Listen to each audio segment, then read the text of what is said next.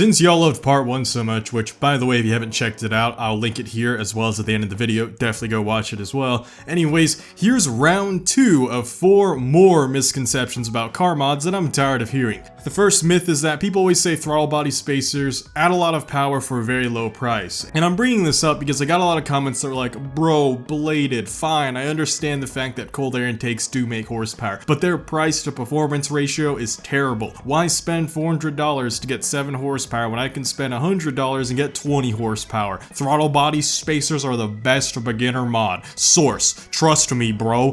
First off, that's completely false. Intakes are a great mod no matter what. I'm going to die on that hill if I have to. Secondly, even if you don't plan on your car reaching boosted endgame status, it's still a good power mod to do for bolt-ons, and it's also just a good future-proofing mod because, again, let me remind you, it scales harder with each additional mod that you're going to add because every car enthusiast adds more mods. Whether that's cams, headers, intake manifolds, or catbacks, that 7 horsepower can suddenly become 15. When it comes to throttle body spacers, they're the most white-knighted keyboard warrior defended mod. The only video I did find about someone finally dyno running one of these on a stock car versus with it on, it made 1 horsepower. That's such a small gain that it falls under the principle of within the noise, meaning it could have just been temperature, humidity, or other variables that caused that horsepower change. For example, when my Z06 was dyno tuned, it did 3 runs. Each run had a 1 or 2 horsepower variance up or down, even though the car still had the exact same amount of mods and this all took place during the same day. There was an hour difference between each of those runs, so the weather temperature is changing slowly as the day progresses. That actually does yield slight differences of 1 to 2 horsepower, so we can't even confirm that that 1 horsepower was made by the throttle body spacer. In truth, a throttle body spacer just increases throttle response. This can be a difference of 5 to 10%, so let's highball it and say 10%. So for someone who's really light on the pedal or super slow to depress their pedal all the way, this can make an immediately noticeable difference because they feel like they've gained 10% more power. Again, it's all just placebo. You're just able to push the pedal harder, faster theoretically. You're increasing your response time.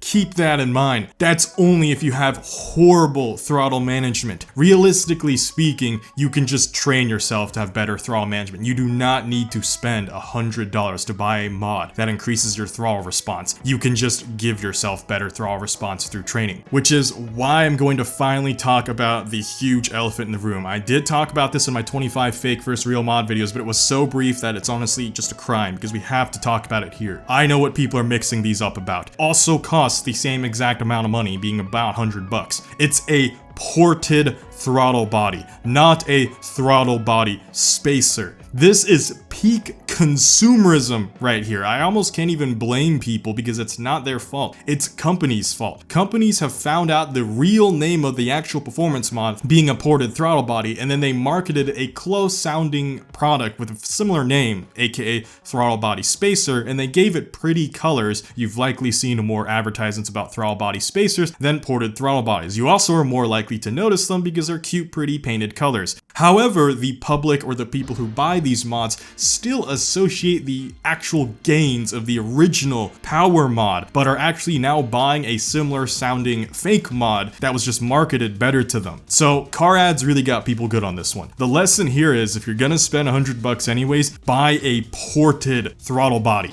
not a throttle body spacer. A ported throttle body is an actual proven by dyno mod. It actually makes power, albeit it's a very minor difference at first. On its own, on a small displacement engine, the gain can be as low as 3 horsepower, but it's outside of the 1 to 2 within the noise range that I always talk about, meaning that it is actually measurable. It can even make up to 5 horsepower on some mid-sized engines like V6s. But if you're talking about bigger engines like V8s and you're changing out your cams, pairing it with a cold air intake, or even doing intake manifolds, you can expect gains of 7 to 10 horsepower plus. If you're combining it with a ported blower setup, oh, it's gonna make even more. Again, unlike cold air intakes, ported throttle bodies are a mod that scales based on other mods. On its own, 3 horsepower isn't much, but at least that $100 actually did something for you, unlike the other mod. Meanwhile, a throttle body spacer when paired with an intake, as I mentioned earlier, makes no difference. That means that when you pair it with any other future mod, it still makes no difference. It doesn't scale with other performance mods because it was never a real performance mod, whereas a ported throttle body will actually scale harder the more and more stuff you add with it. So to explain why porting works, here's my overly simplified explanation on it. TLDR, airflow, be it space, speed, or path, is the main point of porting. You might be wondering why cars don't already come with ported throttle bodies, and the real reason is the same reason why your car doesn't have the most efficient factory cold air intake. It's because of EPA guidelines and noise regulations, aka they don't want us to have our fun whoosh whoosh whine noises. So there's your answer for that. Sorry for that long tangent, but now that you know why ported throttle bodies are real mods and how the concept of porting works, that should help you in the future, alright? Do not fall for the biggest marketing scam of this recent decade. Speaking of spacers, that brings us to our next entry, wheel spacers. Lots of mechanic car YouTubers talk about how this is the new plague of the earth, and while there are definitely downsides to using them, a lot of trouble can be mitigated, or you can just accept/acknowledge them when you do decide to do them. You, the user, it's your car at the end of the day, you have the choice of what you want to do. I used to be one of the people who hopped onto the bandwagon of, oh my god, these are the worst things ever, like most car mechanics did, and I get that they have,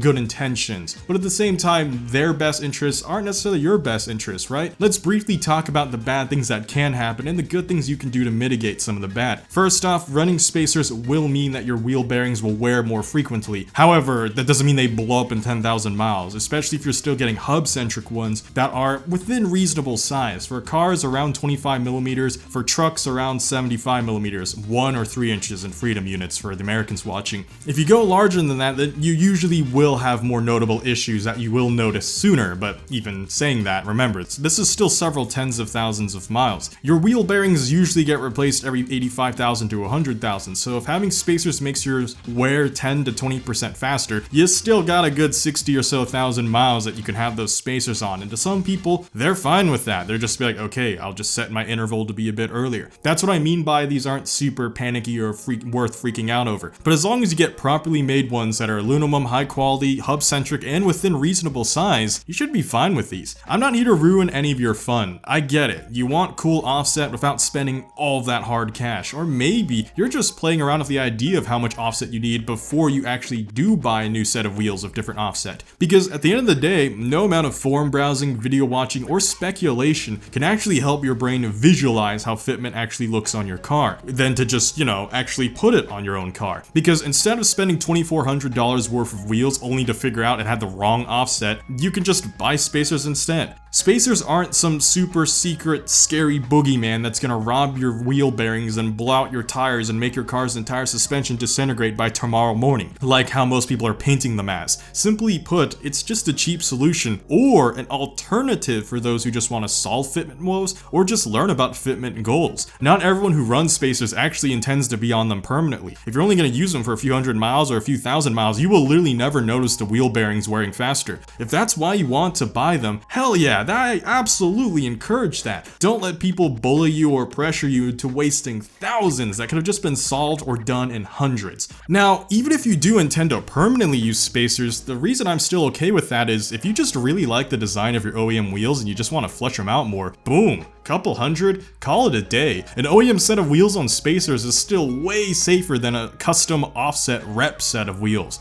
Tires don't matter, or winter tires are a myth, or any variant of that. Now, this is a surprisingly huge misconception, not just with non-car people, but even with car enthusiasts. The reasoning is because tires are a disposable wear and tear item, so psychologically our brains don't like spending more on something that we don't get to use very long of. Our brains tend to take for granted how important something that is frequently used actually is. For example, we all eat food to live, but over time we begin to care less and less about what food we eat, and maybe even believe that it doesn't actually matter all that much, even though it actually matters more than anything else. So, back to the topic of cars, this logic actually applies with tires, and because they're constantly being used by our cars and constantly being changed for our cars, it's just a tire, and a lot of people always say, I already have all-wheel drive, therefore I don't need winter tires, because tires are just tires, completely forgetting the fact that tires are literally the first thing that touches the ground for your car. No amount of horsepower matters if you have the wrong tires. No amount of downforce matters if you have tires that don't grip. No amount of girls you match with on Tinder matters if you can't even make it to their house during the lonely months of winter because you can't drive through the snow because you don't have winter tires. Let's just actually think about tires. They don't have any clout points associated with them, and that's what most younger car enthusiasts are motivated by. Tires kind of all look the same. The font, the lettering, all of that barely makes a change. You can up the sidewall, make it thicker, sure, most people will not notice that. The point I'm making is that you can't really customize or color tires all that much, and if you try to paint them, it doesn't remain that color for long, and you're just gonna drive on super slick paint for a bit. I mean, think about it, seriously, when's the last time your friend or any of your friends bragged to you about their new tires? And even if they did you listen? Exactly.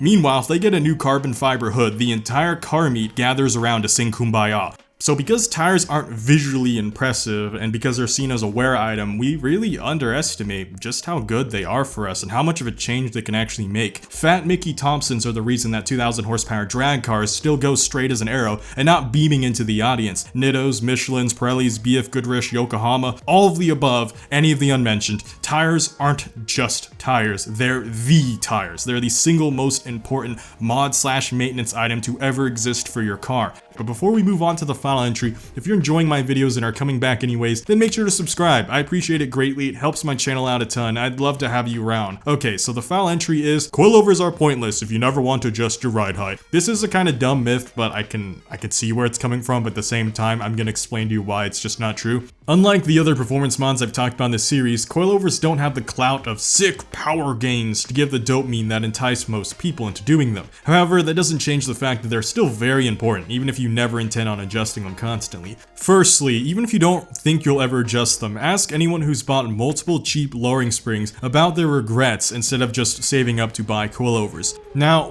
this is gonna kind of be the opposite logic of wheel spacers. With wheel spacers, I told you guys to spend less now so you don't mess up for later, but for coilovers, I actually want to tell people to spend more now than regret spending too little later. Most beginner enthusiasts tend to buy used cars. Cars even with relatively healthy mileage like 50 to 60k usually are still due for their first strut replacement. For example, a Mustang GT replaces its struts between 50 to 100,000 miles depending on driving conditions. Lowering springs, even if you do buy the right ones that give you the right drop, they still use your stock struts. In fact, some of them actually add more stress to your stock struts so they can actually reduce their lifespan. And again, if you're talking about a car that you bought used to 50 to 60,000 miles, I'll be honest with you, even though it's on the earlier end of the window, it's still in the strut maintenance window. It's actually better to just get coilovers instead, because here's my logic for that. You're going to replace the strut anyways. So you're either going to spend $500 on struts and the $200 in springs that will become useless once you do get coilovers later on, or you can just buy the $700 to $1,100 coilovers. Like for Mustang specifically, SR coilovers are like just barely around the $700 mark. I'm not sponsored by them, but they have insanely good reviews, and I've got a couple of friends who actually run them that I know in my local staying club, and they've had them for several years, almost 60k miles, and they held up just fine. Coilovers last about as long as struts do from a lifespan standpoint. Here's the thing though, they replace them. So by buying coilovers, you killed two birds with one stone. So even if you aren't constantly planning on adjusting your ride height, it's kind of not a bad idea to get them anyways. We car enthusiasts love to tick off maintenance check marks with upgrades.